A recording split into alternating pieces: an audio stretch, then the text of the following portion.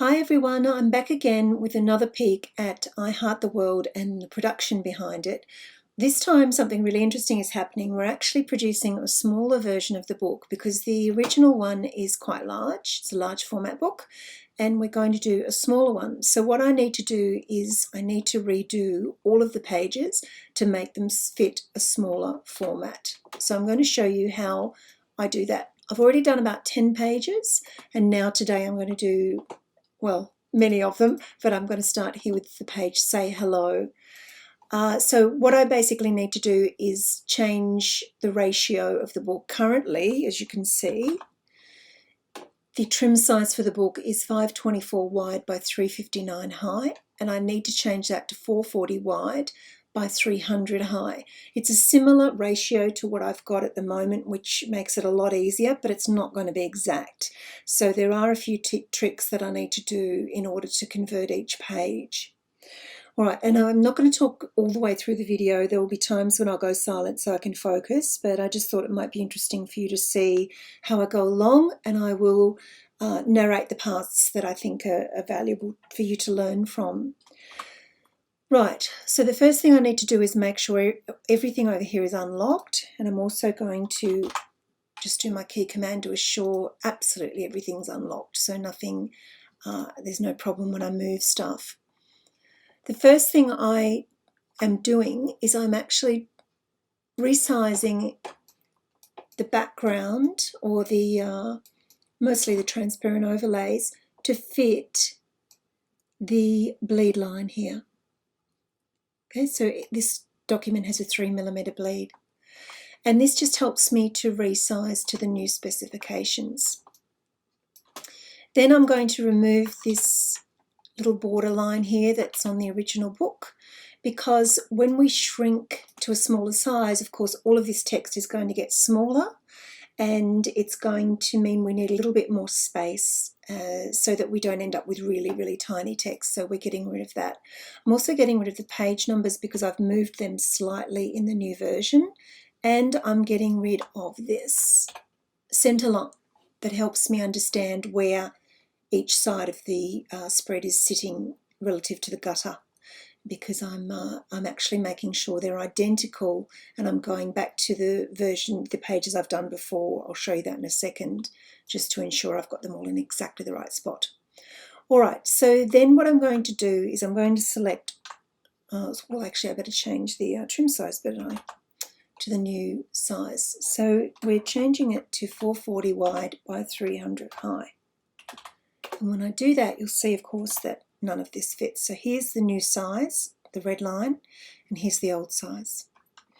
So I'm going to select all, and I'm going to shrink this down like so. And I'm going to try to make sure this blue section fits into the red line as well as it possibly can, and that's looking pretty good. I'm just going to shrink it a little more on this side, and then we'll zoom in and check out how it's looking. Well, it's looking pretty good. All right. Oh, that's actually really good. So let's have a look. You can see it's not quite to scale. So I'm going to just check the top to see what is happening.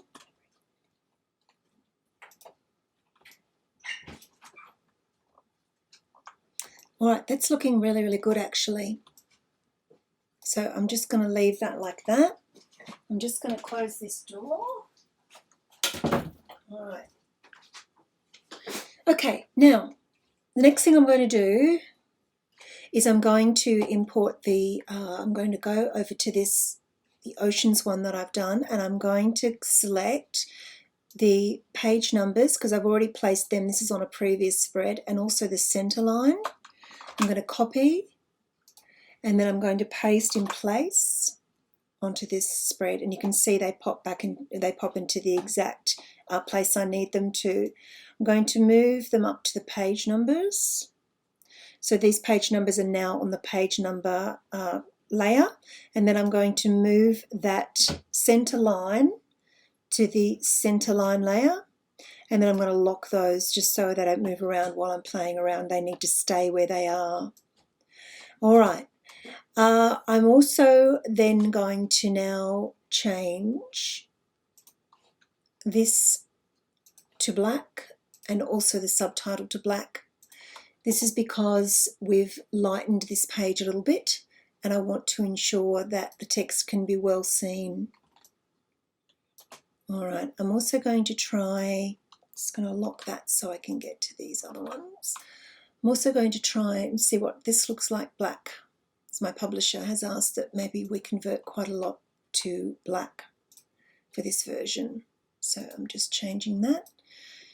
And I'm changing both the fill and the stroke because these have a small 0.25 point stroke on them. I'm going to leave those white for now. I think they look good white. All right, and then I'm also going to lighten this a little bit so some of that texture shows through. I think that looks good, particularly because the entire spread is a little bit lighter now. Now you'll notice that I have these grouped, and I'm going to ungroup all these. Most of them should be grouped. Yeah, all the layers are grouped. So I'm going to just, that one isn't, all right, I'm going to just select all of these. All right, and I'm going to ungroup them. And then I'm going to select all of those bubble backgrounds. And I'm going to make them a little bit lighter. And I can do that by eyedroppering here. So they are the same opacity as this bubble. I'm also going to, just undo that, redo it. I'm also, while I've got them selected, going to move those to the illustration layer so that I can later select all this text quickly and easily without having any illustrations pop in. All right, and you can see all of these illustrations are on the illustration layer, the pink layer. All right. Now, the other thing I do is I have all of these headings in the same position. I first need to make sure that the very corner of this document is set to 0 on the X and Y axis, and of course it is. Then all of my headings for each spread are set at 10 millimeters from the left trim and 11 on the y-axis. So that's sitting in exactly the right spot as all my other spreads. Then the subtext is set at 10 millimeters. See how it lines up with the heading? By 23 millimeters on the y-axis. So 23 millimeters this way. So those are now set in the correct position. All right, now I just need to go to, oh, my mouse is laggy. You can see what I've been searching for. All right, this is my Google spread with all of my specifications in it. So you'll see here I have made note of all of the different elements for each of these sections within my Adobe document. So for example, the page header title is Bobby Jones, that's the font, 38 point no stroke. So let's just check. Not quite 38 points, so we need to change that. Okay, has no stroke and it's in the right position. Then if we go back, I can check the page header text. So that's this section here. And that's Brandon Grotesque Light font, 12 point. Right, it's not 12 point, let's change it to 12. So it's pretty similar to the original, which is great. And in terms of the ratio, sorry. And we have 13 point line height and 0.5 point stroke. So the stroke is at 0.5. You can see if I make that stroke bigger, see how it gets thicker? But we only want it at 0.5. And then the line height, we want that at 13. If I make that 17, you can see how the line height changes, right? But we want it at 13 point line height. Okay, so here we just make sure that it's all going to be the same. Now, in all of the little bubbles, the text is Bobby Jones font. And let me just make sure I've got it all selected up here. Yeah, looking good. And you'll see here that in the little info boxes, the text is 8.5 Bobby Jones, 10 point line height. That's pretty good. So 8.5, and it was 10 line height, wasn't it? I always have to check, there's so much to check. 10 point line height. Yeah, pretty good, almost identical.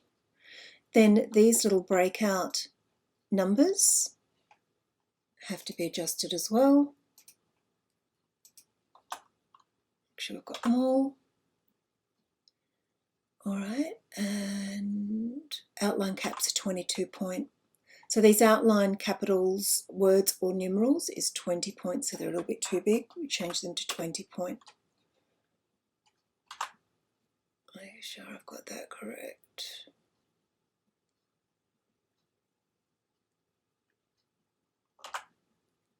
Oh, 22 points, sorry. Okay, my bad. Okay, I checked. All right, that looks better. I thought that looked a little bit small. I'm also making sure that these are centered. Yeah, they probably already are because I was so fastidious last time I did this. Yeah, they all look good. When this happens, you'll notice that the text is a little bit smaller or larger when I fiddle around with them. So I'm just going around and I'm checking that the distance around the text to the edge of the bubble is pretty even and pretty similar. This one here I think is slightly way too deep. So I'm just being a little bit fussy here, but I want to make sure it looks really fantastic, and just got to ensure that that's all looking even.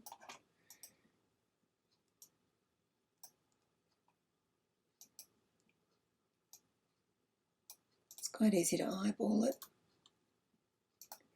All right, I also need to make sure that that is at 22 point. I want it to be all the same. Now what's happened here is I've made it larger. It's no longer fitting the bounding box. So all I need to do is just enlarge that bounding box. And in fact, that's something we really need to keep on top of in general, because you can easily accidentally lose text. Right, and of course over here as well, 22 point. Right, now this is one of my large information boxes here, so transparent box large. The text here is 11 point. Let's just check it. That's almost 11 point. Let's just take it up a notch. And we need to triple check that the line height is 13 point. Okay, so we just drop that back slightly, and that's that box. And I'm also going to apply that here.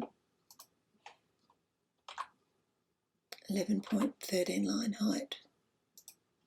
You can see again it's jumped. We need to adjust it. Actually, this is just 12 line height here. So what I need to do is just pull out the box, and hopefully it will retain that shape that I originally had, and it does, which is great. Sometimes it doesn't, and I have to make some adjustments. Go a little bit deeper.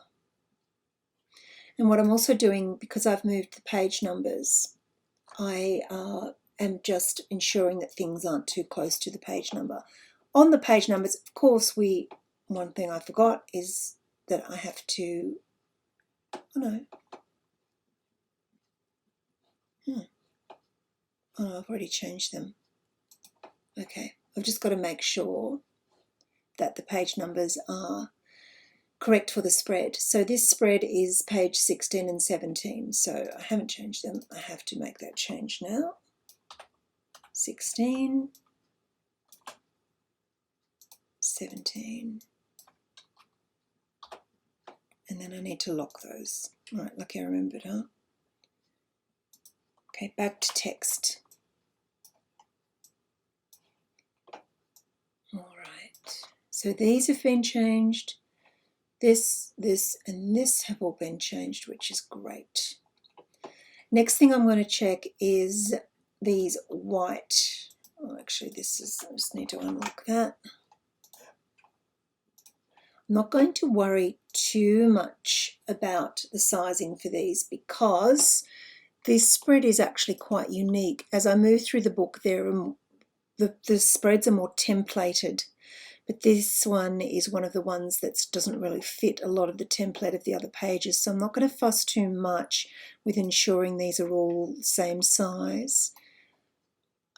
So let's just check what font size this actually is at the moment, just so I'm aware of it. Okay, so this is currently 10 and I would want these at 11. I'm just going to see how much that is affected if I make the change. Yeah, it's affected quite a bit. I might actually try 10.5. And then I don't have to worry about moving it too much, or I might just leave it as it was to save even bothering. I still think it looks good, and again, as I said, it's not really templated elsewhere. I also want to avoid playing with the sizing here. Now the reason being is because some of these diacritics in this font here, which is Bobby Jones Outline, it does not have its own diacritics, or not always. For example, here my A on Hola. Oh no, that one does, sorry. Just trying to find one that doesn't have its own diacritics, and I've had to insert my own. Was it this one? Yeah, here, okay. So on this Polish Czech word, I've had to create my own diacritic here and here because they didn't exist in that font. So if I make changes to this, say I wanted to make it, I don't know, say I wanted to make this a lot smaller, you can see I'd then have to adjust the diacritic, and I don't want to end up losing that. Yeah, I don't want to have to end up losing those diacritics accidentally. And that has happened before, of course, when we play around, or when we move things as well. So if this was ungrouped and I wanted to move this font, you can see it no longer sits, the diacritics no longer sit over the letters. So we need to be careful. The other reason is because I have these script interpretations of some of the words here, and playing around with the font can shift and change those as well. So what I might actually do is just leave that. I think it's pretty similar to the sizing I require anyway. Oh, the things we have to do. Just resizing that because that does not look broad enough. All right. Now for these, again, I might just leave them. Again, because of the diacritics and also the script and characters that I've added. And I'm just ensuring that they have all got the right outline stroke, which is 0.5. Okay, that looks pretty good. That was actually quite an easy spread. I'm surprised. Now, before I finish this one off, this has been really easy, this one. They normally take a lot longer, usually because I do change all the font size. And there's actually not a lot of illustration on this page. I just need to ensure that everything is lining up to the gutter correctly. So what we want is equal space from the gutter on both the verso and the recto page. And that's looking pretty good. The other thing I need to check is that things aren't too close to the page edge. So for example here, what I like to do is I like to keep make that broader, sorry. Get rid of that. I'll make it 10 by 10 mil. So you can see here that from the left-hand side trim here, things are sitting 10 mil from the left, and nothing really is impinging all the way down. If I take that over to the right, and I'm putting it against the trim, you can see that this ellipse here is sitting a little bit too close for comfort to the right hand trim of this recto page, and this bothers me because I think we need space. I think it needs to be shifted over a little, and yeah, we need a good margin around any content on any page. It looks more pro, it's easier on the eye. So what I'm going to do is actually move this over, including the background bubble. I might move it a little bit higher. Yeah, that makes me a lot happier. And then I can just remove that. Yeah, that looks good. And it's not too high here. Let's just get that square back and check. I tend to try to have at least a 10 mil bleed. Normally I like 15 mil. I think it just gives even more space. But this is this book has got quite a lot of content. We need to fit it. And I'm happy with that. I don't need to have it you know, matchy-matchy at the top of the bottom. It's really the left and right that really matters. And then down the bottom here. Yeah, that's looking pretty good. All right. Okay, so I'm kind of worried that this is a little bit tight here, but I think it's okay. Maybe if I just go back to layers and just lock the background and the text and just select the illustrations, see how they're looking. Select the illustrations and text. Unselect this because they need to stay where they are. And I might just nudge things up. I'm just going to press the up arrow a teeny tiny bit, just to make me a little bit happier that there's more of a balance between the top here trim and the bottom trim. And I might just move bonjour down a little because it's really starting to get too close to that subtext there, the heading text. And I'll just, sorry, Claudette, I'll just shift that so it's pointing more directly to her. And I might just move this down teensy tiny shred as well. Let's see how that's looking. See how we fuss with these books to make sure they look their absolute best. That looks good. And I have noticed here, you might have noticed it and you're dying for me to see it, that this is a little unbalanced in terms of the distance here and here are really out of sync. So I'm just going to drop that text back a little and lift this box up slightly. This is actually, can you see I can't select that box? It must be on a different layer. Might be on the background layer. Oh, it is. Let's move it up to the illustration layer. All right, just going to make sure that's all even. Okay, that looks good. All right, I'll fuss with this again later, but yeah, that's basically how I'm resizing the pages. I want to make sure I save. And I ended up talking through that quite a bit, didn't I? The other thing I wanted to check here, yeah, is if this is at multiply. So this is shadow here that I've done. And this is the, for any kind of image, you can actually change the way that it looks. So for example, with overlay, it goes really white. With exclusion, it goes, normally it goes quite bright. I don't know, I did that probably because it's black. Darken, yeah, but with multiply means that it basically becomes clear, a clearer version, a more transparent version of whatever colour you have there, so that it lets through the background, makes the background sort of pop through more easily. So I do have that on multiply. All right, that'll do. I hope you enjoyed it, and if you want ask any questions, just email me or message me on Facebook, Instagram or Twitter.